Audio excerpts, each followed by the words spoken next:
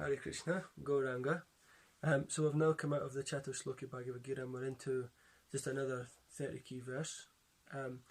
We're now in chapter 12, one of only 2 chapters in the Bhagavad-Gita that has 20 slokas, and all of them are really, really nice, but this is one of the ones that's highlighted as the 30 key verses. Now in this purport, Srila Prabhupada makes quite a few points that are, and themselves are actually just very clear, so I don't know how much I'll be able to really expand on this one. But my main endeavour here, as you remember, is to highlight what the 30 key verses are, and of course, I suppose, bring your attention to that Supreme Speaker, the Lord Himself, and also His pure devotee Srila Prabhupada. And in that way, you'll gain everything you need. And I guess if I can make a few points around that, maybe just to, share a few ideas, that's also quite nice. But with this one, Srila Prabhupada very succinctly puts things. So let's see anyway what we can do with what time we have. Om Namo Bhagavate Vasudevaya, Om Namo Bhagavate Vasudevaya, Om Namo Bhagavate Vasudevaya. Chapter 12, Devotional Service, Text 5. Klesho dikatarastesham, avyakta shakta chetasam, avyakta higatir dukham, dehavabir avapyate. For those whose minds are attached to the unmanifested, impersonal feature of the Supreme, advancement is very troublesome. To make progress in that discipline is always difficult for those who are embodied. Namo Vishnu Padaya Krishna Pastaya Bhutale Srimati Bhakti Vedanta Swami Iti Namane Namaste Saraswati Devi Gauravani Pracharani Nirvashishta Shunyavadi Pascha Chadisatani. The group of transcendentals who follow the path of the inconceivable, unmanifested, impersonal feature of the Supreme Lord are called jnana yogis, and persons who are in full Krishna consciousness, engaged in devotional service to the Lord, are called bhakti yogis. So we're seeing that there's 2 different groups here. I know, of course, in India there's thousands of groups, thousands of yogis and thousands of swamis, babajis, mendicants, renunciants, followers of this, that and the next thing, And in the West it's not so clear what the distinctions are. We know that there's other key religions, Islam, Judaism, Christianity, there's Buddhism, which we know is definitely an impersonal philosophy because there's no God person there. There's the energy, there's the meditation, there's a following of austerity and so on and so forth, but there's no supreme person whom it's attributed to. Excuse me. But still, whether it's Mayavad, whether it's a jnana yogi, or whether it's a this thing, that thing, it's not so clear. In India, it is a bit more understood which group you're part of, which sect you follow, which kind of philosophy, whether it's Advaita, Vishtadvaita, so on and so forth, or whether it's Achintya Bheda like us in the Gaudiya Vaishnav. So it's a bit more obvious there. Now here the difference between jnana yoga and bhakti yoga is definitely expressed. So this verse is kind of the culmination of what those 2 different things are. The process of jnana yoga, although ultimately bringing one to the same goal, is very troublesome, whereas the path of bhakti yoga, the process of being in direct service to the Supreme Person of Godhead, is easier and is natural for the embodied soul. There's kind of a nice analogy there that I can give. If you're going up a skyscraper building, I always used to like I always wanted to go to New York City. It's like that big famous city in all the movies of the world, whether it's Independence Day or it's all the gangster movies, or King Kong, Godzilla, all these action movies. They're all set in New York City, right? And so when you look to the kind of when you say skyscrapers, you generally think of skyscrapers of New York. And I remember the first time I got the chance to go there, and I went to some of the temples there as well, of course, Matchless Gifts, and the Union Square Park with the devotees chant and so on and so forth. But I also did a little bit of tourist stuff and saw those massive buildings, went to the One World Trade and so on and so forth. And they're staggering in that sense. But you can imagine if I told you, okay, you're going up to the top of One World Trade, you can either take the stairs, which will take several hours, unless you're really, really fast and really strong, or you can take the lift, which will take a few minutes, and in fact you won't even notice that you're going up. Just bing, and you're up. Super lifts, super buildings, super lifts, right? So what are you going to choose? What would your intelligence deduce as being the easiest path? Naturally, You want to go up in the lift. Don't break a sweat. You know. Now, we're not saying that doesn't mean because it's the clearest, most straightforward path that it will be easy. Prabhupada said, you know, that Krishna consciousness is very simple, but it's not easy. Right? This is the key thing to understand. But the idea is there's a more direct path. That's the point. How do you get to that building, up the top of the building quicker, and to see the beautiful views? Yeah? To feast your eyes. The individual soul is embodied since time immemorial. It is very difficult for him to simply theoretically understand that he is not the body. Therefore, the bhakti yogi accepts the deity of Krishna as worshipable because there is some bodily conception fixed in the mind, which can thus be applied. Of course, worship of the Supreme Personality of Godhead in his form within the temple is not idol worship. There is evidence in the Vedic literature that worship may be saguna or nirguna of the Supreme, possessing or not possessing attributes. Worship of the deity in the temple is saguna worship, for the Lord is represented by material qualities. But the form of the Lord, though represented by material qualities such as stone, wood, or oil paint, is not actually material. That is the absolute nature of the Supreme Lord. In the Bhagavad-Gita, the Lord spends a lot of time speaking to Uddhava about deity worship. And it mentions here the 8 kinds of elements that you can use to construct a deity. Stone, wood, metal, clay, paint, sand, i.e. drawn on the ground, the mind or jewels. And those are divided into 2 things, they're temporary or they're permanent, right? Now the devotees, they want to of course install a permanent form of the deity, because in loving devotional service they're able to relate to the Lord as in many ways they would relate to their own selves or other human beings. You know, although we're saying here that it's not a human being, it's not an idol, it is the Supreme Person of Godhead in that form. He's come, he puts himself into that deity for you, and he's willing to come into those material elements, and then you worship him just as you would. You feed him, you clothe him, you bathe him, you know, and you speak to him directly. On the higher levels, as you're praying to him, he'll speak back, he'll guide you, you know, and he can be there right in your very home. Kali Yuga is so difficult to deal with that the Lord is willing to come right into the home of that devotee. And it takes a little bit of external adjustment, yes, of course, Brahminical initiation and so forth, in some cases to do more of the more difficult or more tricky mantras and processes and so on and so forth. You need a little bit of training, a little bit of qualification to approach the Lord in that way, especially in the temples. In your own home, you can have Gaura Nitai, Lord Chaitanya, Lord Nityananda, where you can worship without any offences. And then, regardless of your initiation levels or your advancement levels, you can simply just offer a little bit of fruit or some water, chant the holy name in front of the Lord, and you can go back to Godhead that way. But if you really want to get into more of the in-depth stuff that comes from the Vedic knowledge, whether it's samskars or whether it's really elaborate pujas and so on and so forth, you need a little bit extra for that, which is the Brahminical initiation and the processes of worship in that way. A crude example may be given here. We may find some mailboxes on the street, and if we post our letters in those boxes, they will naturally go to their destination without difficulty. But any old box or an imitation which we may find somewhere, but which is not authorized by the post office, will not do the work. Similarly, God has an authorized representation in the deity form, which is called Archa Vigraha. This Archa Vigraha is an incarnation of the Supreme Lord. God will accept service through that form.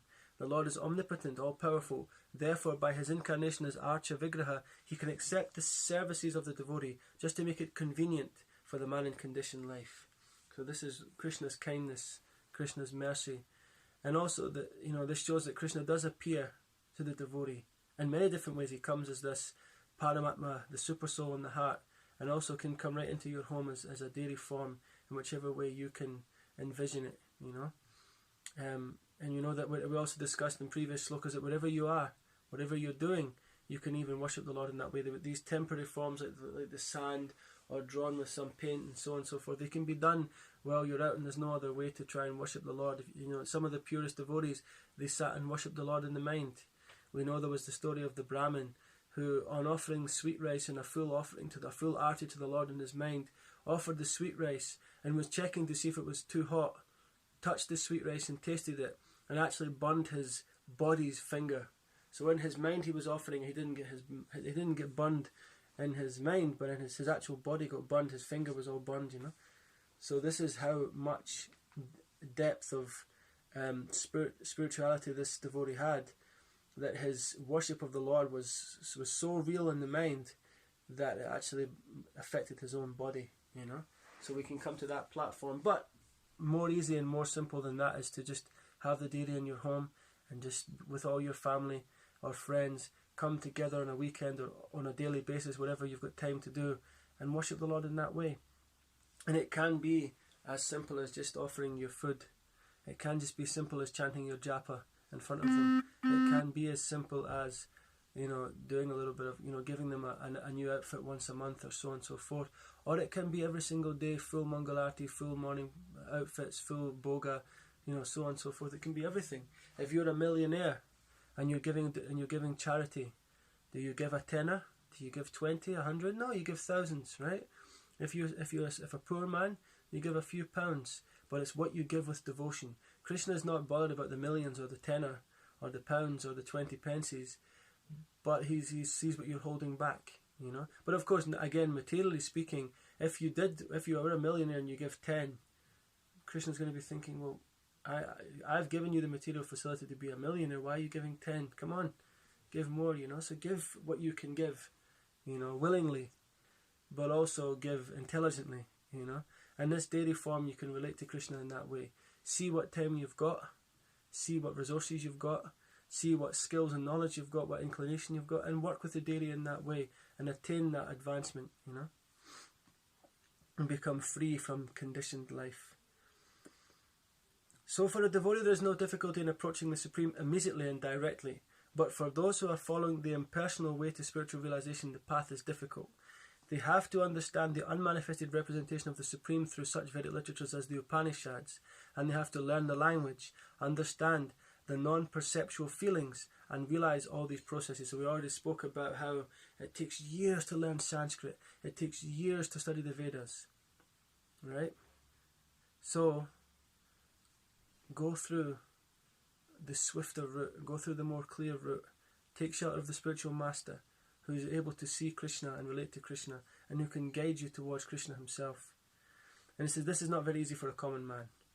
A person in Krishna consciousness is engaged in devotional service simply by the guidance of the bona fide spiritual master, simply by offering regulative obeisances unto the deity, simply by hearing the glories of the Lord, and simply by eating the remnants of foodstuffs offered to the Lord, realizes the Supreme Personality of Godhead very easily. There is no doubt that the impersonalists are unnecessarily taking a troublesome path with the risk of not realizing the absolute truth at the ultimate end. Now, I just want to jump here because Prabhupada continues on there. But this is what happens in our ISKCON temples. As soon as you walk into our temple, you ring the bell. And now there's some significance to doing that and some special mercy in doing that. You bow down. There's benefit in doing that. There's so many shlokas and verses about just bowing down. There's so many shlokas about standing before the deity. There's so many shlokas that glorify, you know, taking the Charanamrita. There's so many things, you know, Akala Mrityu Harinam Vinashana, you know, this saying, that, you know, simply by touching the water that's touched the lotus feet of Vishnu, you become freed of all the sins, even that of killing a Brahmin, you know, so on and so forth. You know, what is it? I'm trying to think now what the shloka is so I don't misquote it now actually. Akala Mrityu Harinam Sarvayadi Vinashanam Vishnu Paradokvam Pitva Siresham Darayamyaham, right? This is the you know, so you take the Charanamrita. So this is already within 2 minutes of walking into the temple. You know, that's only the first 3-4 things you've done within the space of 5 minutes. You've rang the bell, paid your obeisances, you know, took darshan, you know, took Charanamrita. Maybe at that point, you know, usually in the big temples there's already some boga came off, so now the Mahaprasadam's come, everybody's queuing up, take some Mahaprasadam, so now you're engaging the tongue, you know, and then again some kirtan, some speaker comes, gives a lecture, as sometimes they call it a pravachan, you know, so he comes and he speaks, and then again, okay, right, now maybe you can go off and do some service, or you can go around and see other parts, you know, that's within an hour, maybe, you'll spend, but that hour is worth lifetimes. You know, so ISKCON is that movement that facilitates all these things, you know.